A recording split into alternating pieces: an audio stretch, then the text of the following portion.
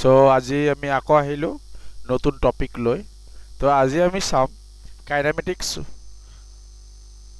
আৰু কাইনেমেটিক্সৰ ভিতৰত আমি পঢ়িম distance, displacement, average velocity, average speed, non uniform acceleration motion and constant acceleration. তো অকণমান সৰু টপিক হয় আৰু শৰ্ট ভিডিঅ' হ'ব আৰু সবখিনি কভাৰ কৰিবলৈ চেষ্টা কৰিম, ঠিক আছে। তো চাব আমি সকলোৱে চাওঁ কাইনেমেটিক্স। কাইনেমেটিক্সৰ ভিতৰত আমি ফাৰ্ষ্টত আমি জানো ডিষ্টেন্স এণ্ড ডিসপ্লেসমেন্ট। কি চাম? Distance and displacement.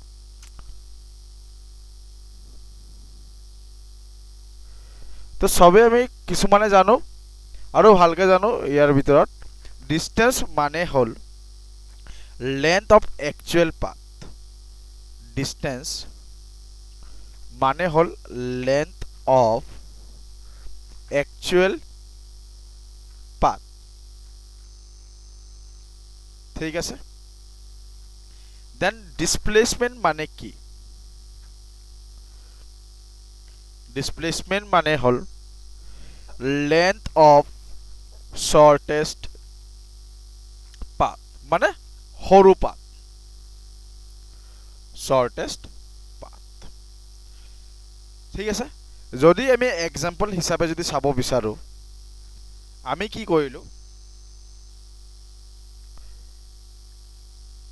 Road map এটা ৰেডি কৰিলো বা ৰাস্তা এটা ধৰিব পৰা।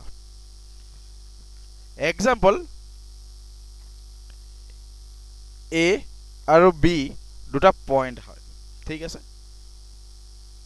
C D, A to C 10 metre distance, C to D 10 metre distance, D to B 10 metre distance.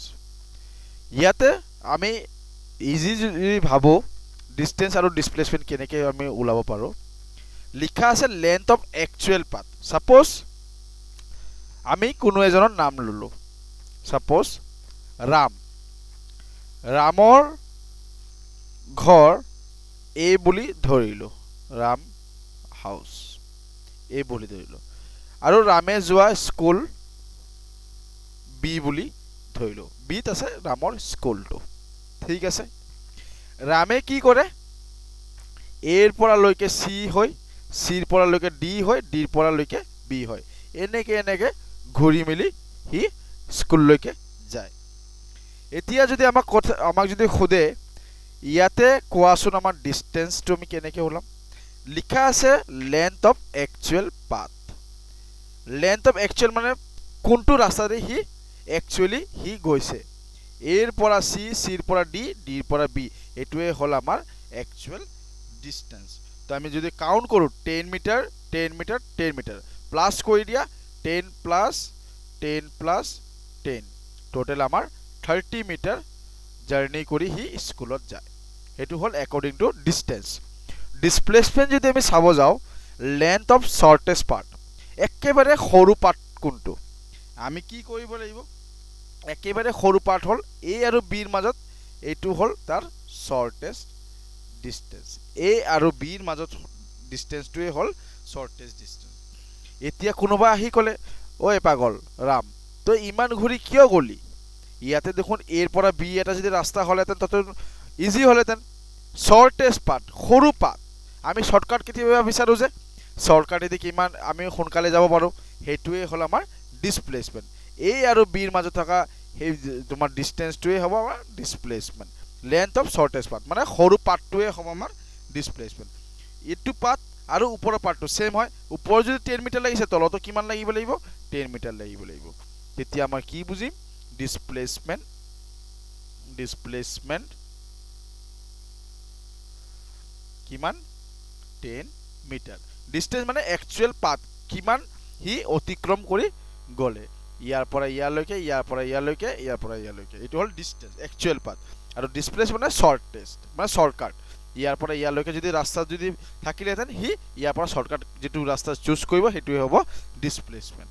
ঠিক আছে ডিসটেন্স আৰু ডিসপ্লেসমেন্ট আমি গম পালো next average velocity average velocity মানে হল ডিসপ্লেসমেন্ট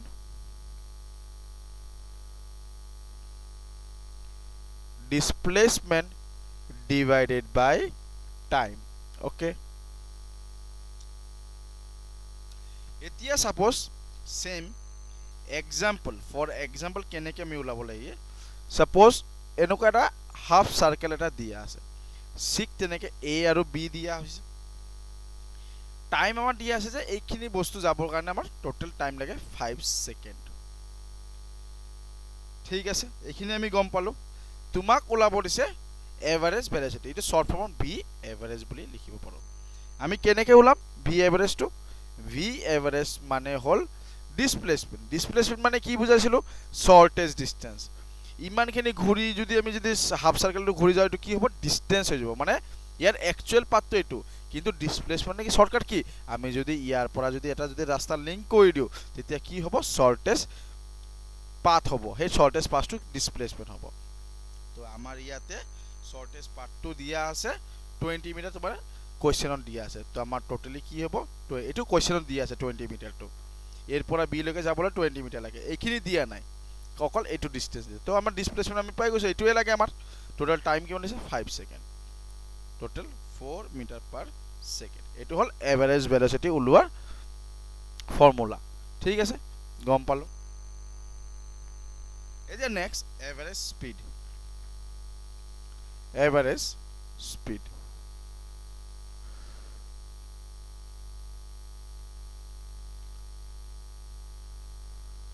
average speed to আমি কেনেকে উলাম average speed equal to total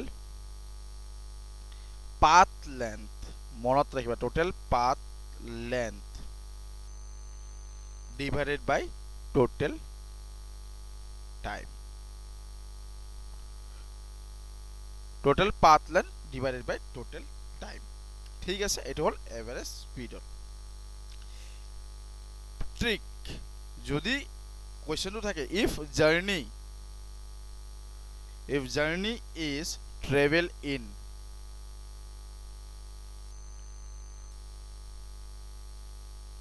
an equal time interval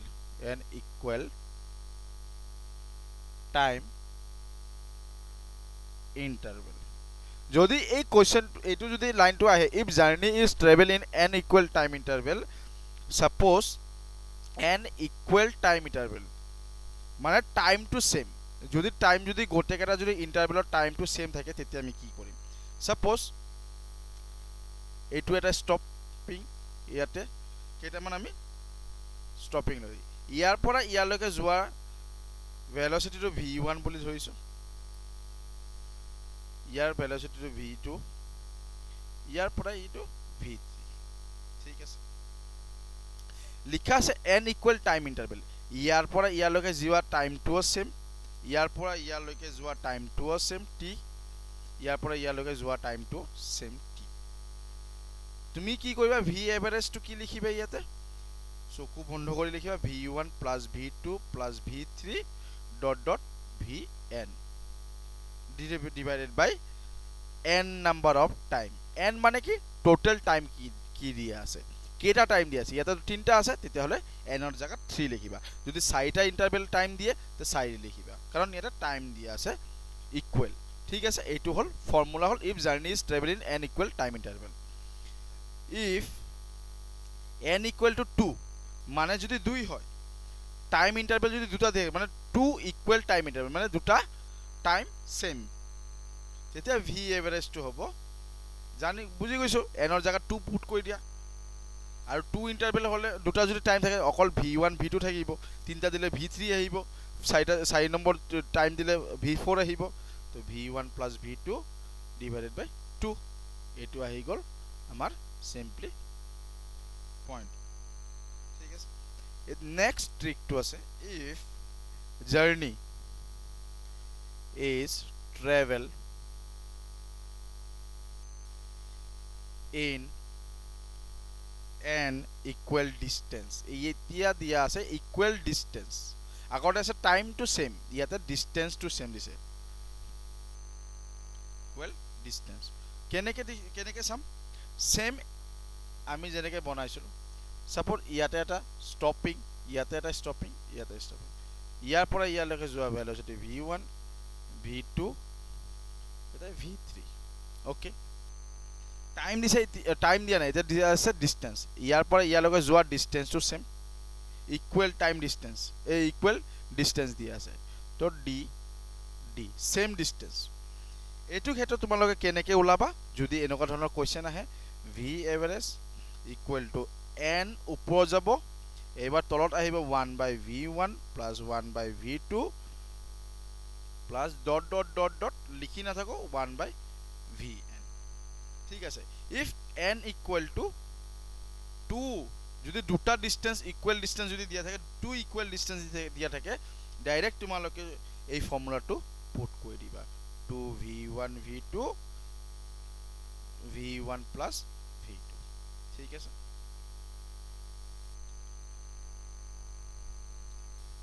এতিয়া এইখিনি চালো এটা non uniformly এক্সেলারেটেড motion non uniformly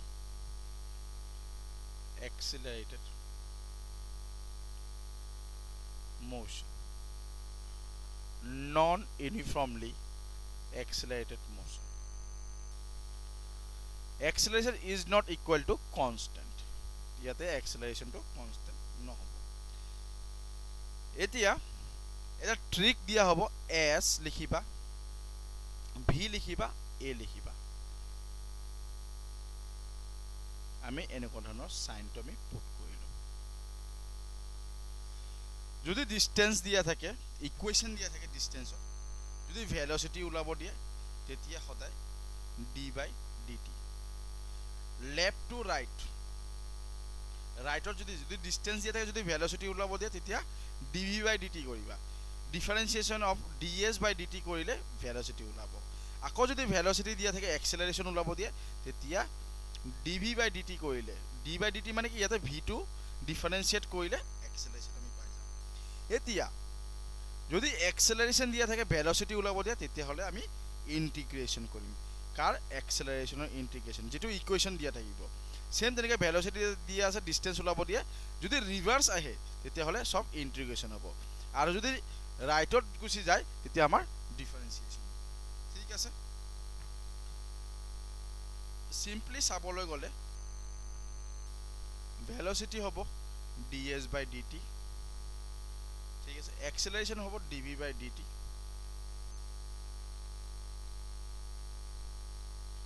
বা v.dv/dx ওপৰটো তোমালোকৰ ট্ৰিকটো গম পালে এটো ইজিলি কৰিব পাৰিবা v = a.dt বা s = v.dt যেনেকৈ কৈছো সাপোজ एग्जांपल আমাক দিয়া আছে কোৱেশ্চন দিয়া আছে s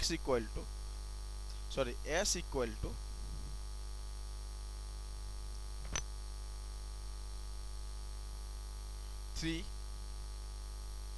t square 40 plus 3 distance দিয়া আছে আমাক কি কৰিব লাগে ভেলোসিটি ওলাব লাগে বা এক্সেলাৰেশন ওলাব লাগে দুটাই ওলাব লাগে trick to s v a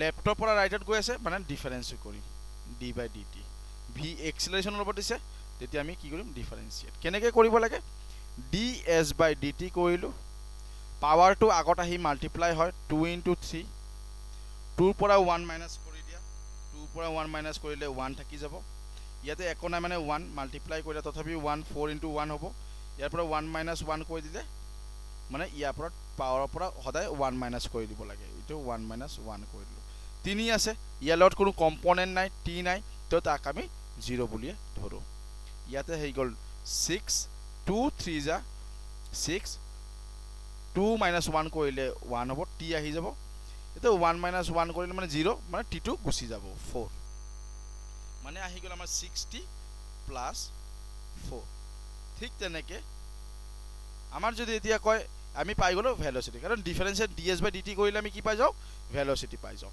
এতিয়া ভেল'চিটি দিয়া আছে, এক্সেলাৰেশ্যন ওলাব লাগে, ঠিক তেনেকৈ তুমি dv/dt কৰি দিয়া। আকৌ পাৱাৰত কিমান আছে, 1 আছে, ইটো 6ৰ লগত মাল্টিপ্লাই কৰিলে 6 হ'ব, 1 - 1 কৰিলে কি হ'ব, 0, তো t2 গুচি যাব, আৰু ইয়াতে কোনো কম্পনেণ্ট নাই, 0 হ'ব। তো আমাৰ এক্সেলাৰেশ্যন কিমান হ'ল, 6 মিটাৰ/ছেকেণ্ড²। ঠিক আছে, এইটো এনেকৈ ধৰণৰ আমি কৰিব পাৰোঁ। এতিয়া কনষ্টেণ্ট এক্সেলাৰেশ্যন।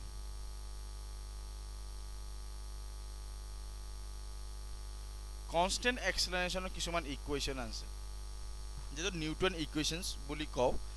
নিউটন ইকুৱেশ্যনছৰ কাৰণে এক্সেলাৰেশ্যন কি হ'ব লাগিব, কনষ্টেণ্ট হ'ব লাগিব। আগৰটো কি আছিলে, এক্সেলাৰেশ্যন কনষ্টেণ্ট নহ'লে আমি এইটো বস্তু কৰিব পাৰিম।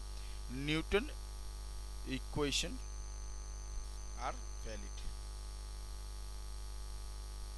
ইকুৱেশ্যনছ আৰ ভ্যালিড, বুজি পালো। কি কি ইকুৱেশ্যন আছে, v = u + at, 1 number equation.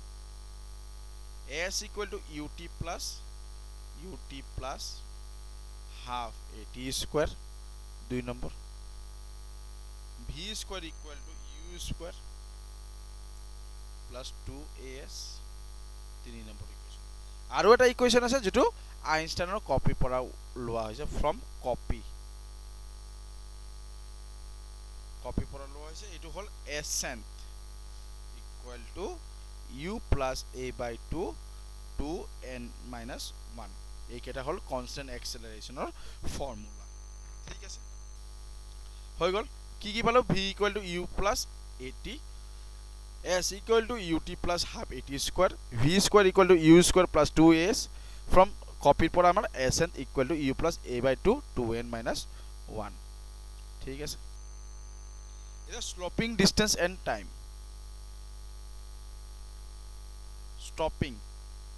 Stopping distance, এইটো যদি কুৱেশ্যনত আহে তেতিয়া কেনেকৈ ধৰণত কৰিম, ষ্টপিং ডিষ্টেন্স এণ্ড টাইম। যদি এনেকুৱা ধৰণৰ আহে, এক্সেলাৰেশ্যনটো কনষ্টেণ্ট হ'বই। ষ্টপিং ডিষ্টেন্সৰ কাৰণে আমাৰ ফৰ্মুলা এটা আছে, ট্ৰিক এটা আছে, এইটো চাই ল'বা। ষ্টপিং ডিষ্টেন্স কি হ'ব, s1 / s2 = u1 / u2 whole square. এতিয়া ষ্টপিং ডিষ্টেন্স চালো, এতিয়া ষ্টপিং টাইম।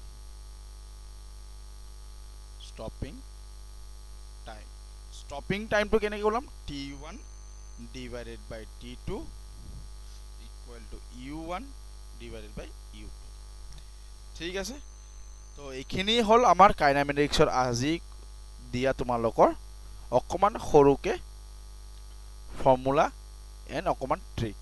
ঠিক আছে, ডিষ্টেন্স ডিছপ্লেচমেণ্ট চালোঁ, এভাৰেজ ভেল'চিটি চালোঁ, দেন এভাৰেজ স্পীড চালোঁ, তাৰে ট্ৰিক কিছুমান চালোঁ, যদি এনেকুৱা আহিলে কেনেকুৱা ধৰণৰ ফৰ্মুলা ইউজ কৰিব পাৰোঁ।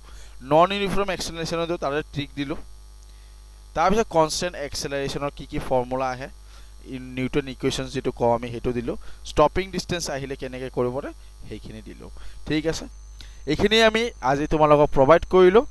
নেক্সট ভিডিঅ'ত আৰু ইয়াৰ ৰিলেটেড যদি আৰু কিবা যদি শ্বৰ্ট টপিক আমি পাওঁ, সেইটো তোমালোকক দিবলৈ চেষ্টা কৰিম।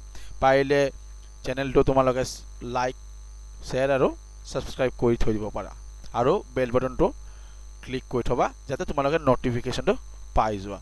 ঠিক আছে।